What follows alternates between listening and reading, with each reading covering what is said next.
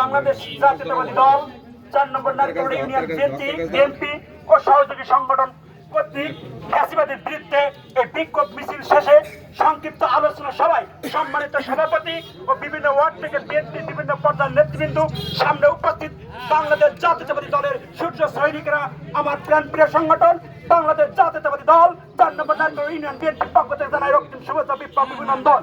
প্রিয় বন্ধুরা, আপনারা নিশ্চয় অবগত আছেন আজকে কি কারণে এ জায়গায় বিক্ষোভ মিছিল হচ্ছে।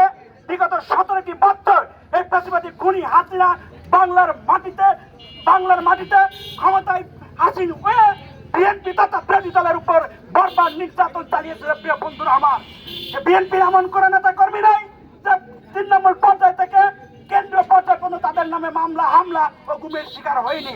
গুমের শিকার হওয়ার সত্ত্বে যখন বাংলাদেশের ছাত্র জনতা এটি সহ্য করতে না পারে এই ফ্যাসিবাদের বিরুদ্ধে রুখে দাঁড়িয়ে 5ই আগস্ট এদেশের থেকে এই খুনি হাসিনাকে বিতাড়িত করতে সক্ষম হয়েছে। প্রিয় বন্ধুরা, যখন শেখ হাসিনা পালিয়ে গেছে তখন বিভিন্ন উপমা আপনারা দেখতে পেয়েছেন।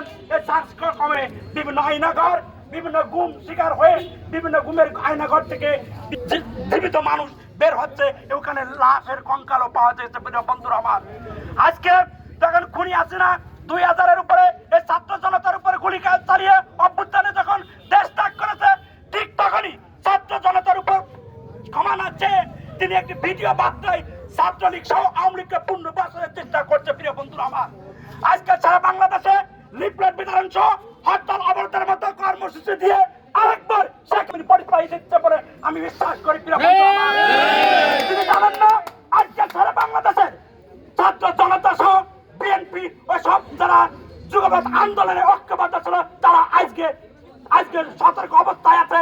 আওয়ামী লীগের প্রেতার তারা বাংলাদেশের বিভিন্ন প্রশাসন সহ বিভিন্ন সেক্টরে তারা লুকিয়ে আছে।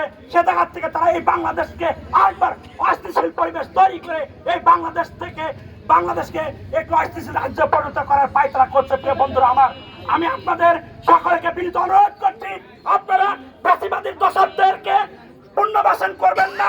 যেহেতু আমাদের নেতা জনাব তারেক রহমান ইতিমধ্যে ঘোষণা দিয়েছেন, কেন্দ্রীয় থেকেও ঘোষণা দিয়েছেন, যারা আওয়ামী লীগের প্রেতাদের পুনর্বাসনের চেষ্টা করবে তাদের দল থেকে আজীবনের জন্য বহিষ্কার করা হবে।